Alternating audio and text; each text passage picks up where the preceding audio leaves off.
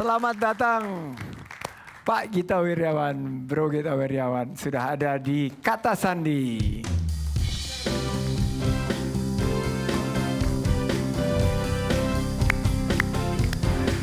Ini orang hebat nih Dias, orang hebat.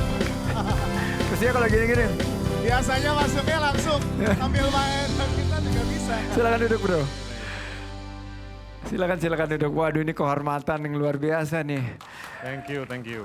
Kalau saya panggilnya Bro Gita Wirjawan, tapi beliau ini karena pejabat pemerintah yang tertinggi waktu itu saya panggilnya waktu beliau menjabat Pak gitu loh.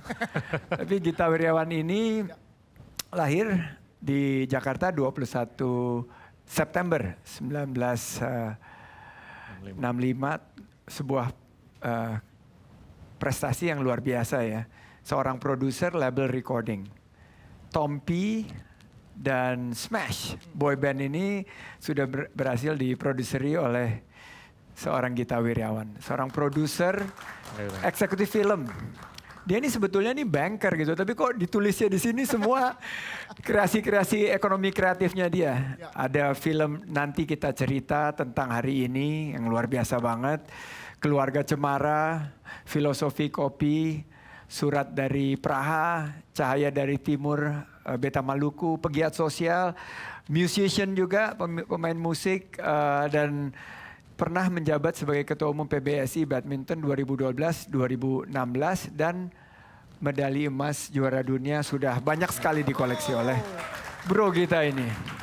Nah, ini fenomena PHK di tengah pandemi COVID-19 ini. Kita udah lihat Maria, gimana pandangan Mas Gita nih ngelihat PHK udah menggunung seperti ini? Agak mengkhawatirkan. Tadi juga Sandy juga udah pernah ngomong di atas data yang sudah diumumkan. Ini kemungkinan dalam waktu dekat, bahkan sekarang aja, ini udah jutaan yang sudah dirumahkan dan prospek PMHK ini akan meningkat. Mungkin bisa bukan hanya 3-4 juta, tapi bisa 5-6 juta, bahkan bisa lebih. Saya rasa ini era yang agak-agak tidak terdahulukan. Di mana nasib UMKM ini agak beda dibanding 2008 sama 1998. Daya tahan mereka, resiliensi mereka di 2008 dan 98 itu jauh lebih tinggi, di mana sekarang ini jauh lebih rendah dikarenakan keterbatasan mobilitas atau interaksi fisik atau interaksi apapun lah. Tapi saya melihat ini justru the storm before the calm. Ya kan, ini agak-agak riak-riak, goncang-ganjing, tapi ini justru memaksa teman-teman pengusaha di level apapun lah, khususnya yang di mikro, kecil, menengah, untuk melakukan adaptasi.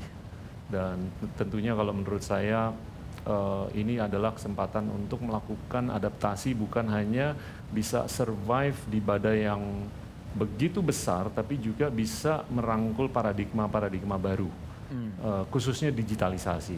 Karena saya lihat digitalisasi ini sangat bisa ditempel dengan apakah itu jualan kabab atau apapun lah, gimana kita bisa memasarkan barang-barang yang sebelum-sebelumnya itu merangkul paradigma konvensional, tapi kedepannya itu harus disesuaikan dengan paradigma baru. Nah kita lihat Maria gini, beradaptasi di PHK, terus dia menjadi pengusaha, jualan kaos dulu. Tapi setelah itu begitu COVID kena, akhirnya dia pivot. Sekarang frozen food. Nah, peluang para pengusaha di tengah pandemi COVID-19 ini dan bantuan daripada pemangku kepentingan yang lain seperti pemerintah, bagaimana menurut Mas Gita? Kalau menurut gue, kita bisa gua lu Iya kok. bisa Pak. Di sini kita Boleh kan? santai, boleh Ini kan banget. milenial nih. Boleh, kita kan terlalu formal kalau ngomong saya, Bapak, Anda ya. Kalau menurut gue sih ini yang sudah dikerangkakan oleh pemerintah nih cukup indah, cukup keren. Tapi bisa lebih keren lagi. Ya, tentunya dengan data bahwasanya sudah 5-6 juta nganggur dan kemungkinan akan 5-6 juta nganggur. Tapi ini yang harus dipikirkan adalah kedepannya nih kita mau unggul apa enggak? Iya. Iya kan, kalau menurut gue sih ini kerangka Jawabannya iyalah, itu retorika soalnya. Iya kan, Dan kita apalagi di Asia Tenggara sebagai negara populasi perekonomian yang terbesar dengan mungkin 43-45% dari keseluruhan. Ini gimana supaya kita nih pasca COVID bisa unggul dan melihat bahwasanya negara-negara tetangga Singapura, Malaysia menggelontorkan 20% dari PDB, sedangkan Indonesia hanya 2,5 sampai 3,9%. Dari situ aja udah kelihatan bahwasanya orang yang pincang sekarang nih kemungkinan besar nggak dapat tongkat, nggak dapat vitamin, nggak dapat obat dan segalanya, di mana orang yang pincang di negara tetangga itu jauh lebih diperhatikan. Dan mereka pemikirannya bukan pemulihan, tapi keunggulan. Nah ini apa kita mau pulih aja atau kita mau unggul? Kalau menurut gue sih ya kita harus lebih ada keterbukaan. Yes. Nah, jadinya dari sisi pemulihan agak kurang. Yes, Mas Andi, aku mau tanya juga nih sama Pak Gita nih. Pak Gita kan udah menjadi eksekutif produser banyak film nih. Tertarik nggak kalau untuk memfilmkan Mas Sandiaga Uno gitu ya kan? Jadi kalau butuh pemeran sebagai Mas Sandiaga Uno saya siap Pak walaupun tidak mirip Pak. Siap. Gimana, Tergantung Pak? pasangannya siapa Oh, iya. filmnya. Iya kan? Ya. Tentu siap. Mas Andi siap kalau akan dijadikan film sosok dari Mas Kalau yang Sandiaga Uno? produser Gita Wirjawan ya gue siap lah. Siap ya, sih. Tapi yang memerankan gue pas muda itu lu kayaknya cocok bro. Oke, sebelum kita lanjut ngobrol lagi antara Mas Andi dengan Pak Gita Wirjawan, ada satu lagi narasumber yang membuat kita juga menjadi menginspirasikan juga untuk teman-teman kita yang lagi pada nonton, milenial, kaum-kaum mama juga yang lagi pada nonton kita. Siapa dia? Ini dia, kita lihat profilnya, Bapak Muhammad Mustafa.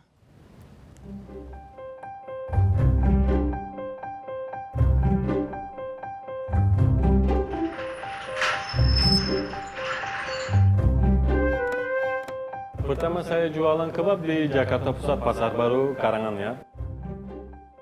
Ya sebenarnya sih sebelum jualan kebab saya udah beberapa usaha juga di sini, udah dagang gitu tapi kayak dagang di Monas, jualan baju, dompet, akhirnya jualan batu cincin tapi semuanya gagal. Pertama kali sih saya jualan kebab emang udah waktu itu belum ada modal. Jadi usaha saya sebelum kebab ini udah bangkrut ya kan. Akhirnya terakhir saya ingat banget pas lagi sholat maghrib saya lagi sholat, habis sholat saya nangis-nangis tuh. Saya bilang ya Allah kalau usaha Allah mau kasih saya ahlian baru lagi, pintu rezeki untuk saya baru lagi, tolong dimudahin ya Allah, saya udah gak kuat lagi.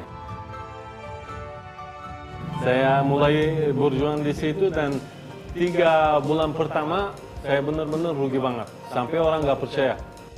Karena itu saya fokus untuk gimana bisa banyak yang orang tahu. Saya sering layan customer bagus, saya bilang tolong kasih tahu tetangganya ya. Sekarang saya punya mitra 250-an seluruh Indonesia. Harus kita sabar, kalau kita sabar insya Allah. Wow, luar biasa banget nih Chief. Ceritanya menginspirasi banget. Dan kalau kita lihat jatuh bangunnya ya. Tadi ada cerita sebetulnya yang mestinya kita bisa dapat inspirasi. Di mana dikejar-kejar oleh debt collector. Oleh yang minjemin uang. Yang memberikan pinjaman untuk beli mobil, beli motor. Gimana tuh ceritanya tuh Mas Muhammad?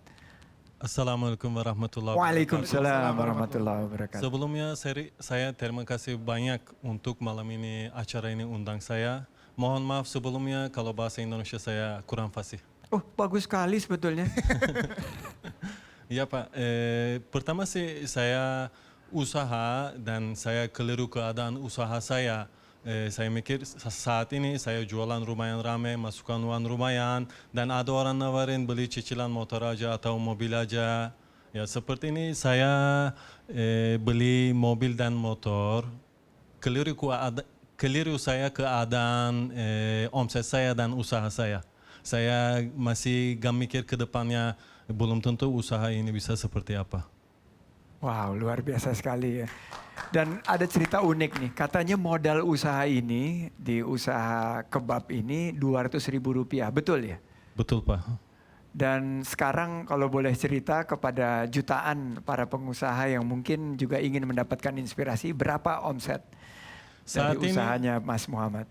pertama sih jujur omset saya modal saya 200.000 udah pernah jatuh, udah modal itu likit kembang, likit jatuh, nanti saya untuk kebab taruh modal 1,5 juta, itu pun untuk beli gerobak dan perlengkapan kurang cukup uangnya. Saya dapat satu orang dekat bisa jual bayar nanti, saya kasih dia DP 1 juta, sisa 2 jutanya saya bayar 1 bulan nanti.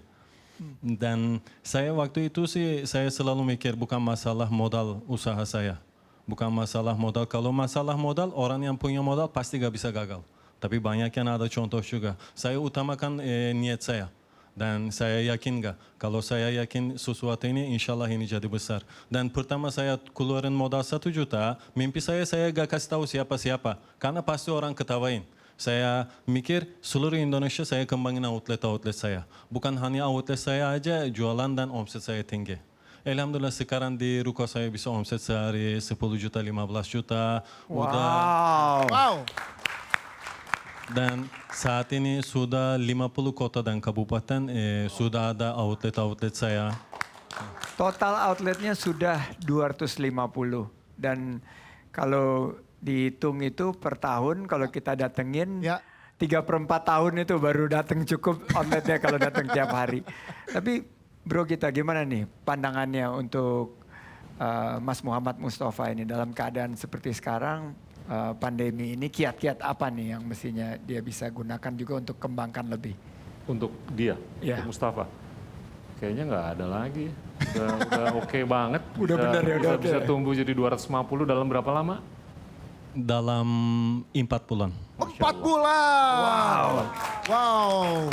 4 bulan ya. Berarti- Memang Itu permintaan sampai luar negeri Pak. Australia, Malaysia, Singapura minta untuk jadi outlet tapi saya takut kayak kemarin lagi keliru. Jadi kembanginnya biar bertahap. Nah, luar biasa Pak Mustafa. Tapi itu gimana tuh Mas Andi atau Pak Gita boleh dijawab? Ada ajakan kerjasama dari pihak luar negeri. Yang berarti bisnisnya kan bisa go internasional. Tapi tadi masih agak ragu dan takut untuk mengambil keputusan. Baiknya gimana Mas Andi Agauno? saya sama Mas Gita ini, bro Gita, dalam bisnis kita sebelumnya juga banyak bekerja sama pihak luar negeri. Oke. Nah kuncinya adalah bagaimana mencari pihak luar negeri yang memiliki integritas dan ingin betul-betul bermitra dengan kita Ya. untuk mengembangkan usaha kita. Jika kita bisa dapat ini, nggak ada salahnya Mas Muhammad Mustafa untuk kita lakukan pengembangan usaha kita dan siapa tahu kita bisa ketemu outletnya nanti di Sydney, Yes. di Hong Kong, Yes. di Tokyo mungkin. Amin, amin, amin. Jadi gitu ya Pak Mustafa, semangat terus. Tapi kita pengen juga dapat inspirasi khususnya saya nih Mas Andi, Pak Gita. Boleh ceritain lagi dong Pak Mustafa waktu dikejar dan ditarik mobil sama motor sama leasing tuh gimana? Karena saya kayaknya 2 bulan gak bayar lagi kayaknya saya ditarik nih Mas. Saya talangin aja Pak. Talangin aja. Dapat talangan, alhamdulillah. Tapi gimana ceritanya boleh diceritain? Saya waktu motor mobil saya tarik leasing, sebenarnya sih gak tarik. Tapi intinya saya bilang kalau gak bayar hari ini kita tarik. Saya bilang ya udah sekarang ambil aja. Saya gak mau berharap. Dan waktu itu saya punya mobil 2, motor 3.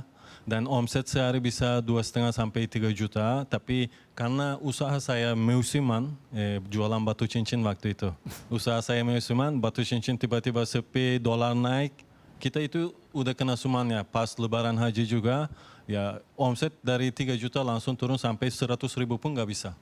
Waktu itu punya anak buah 10 gitu, tapi otomatis usaha gak jalan. Sama-sama kita berhenti usaha itu. Ya otomatis saya gak bisa bayar cicilan dan tarik semuanya. Wow. Tapi saat ini sih udah pengalaman. Orang kasih cicilan sayur aja gak mau. Apalagi motor mobil. Yes, makin hangat, makin panas juga obrolan kita, makin menginspirasi juga di Kata Sandi malam hari ini. Jadi jangan kemana-mana, tetap di sini. Di Kata Siapa? Kata Sandi.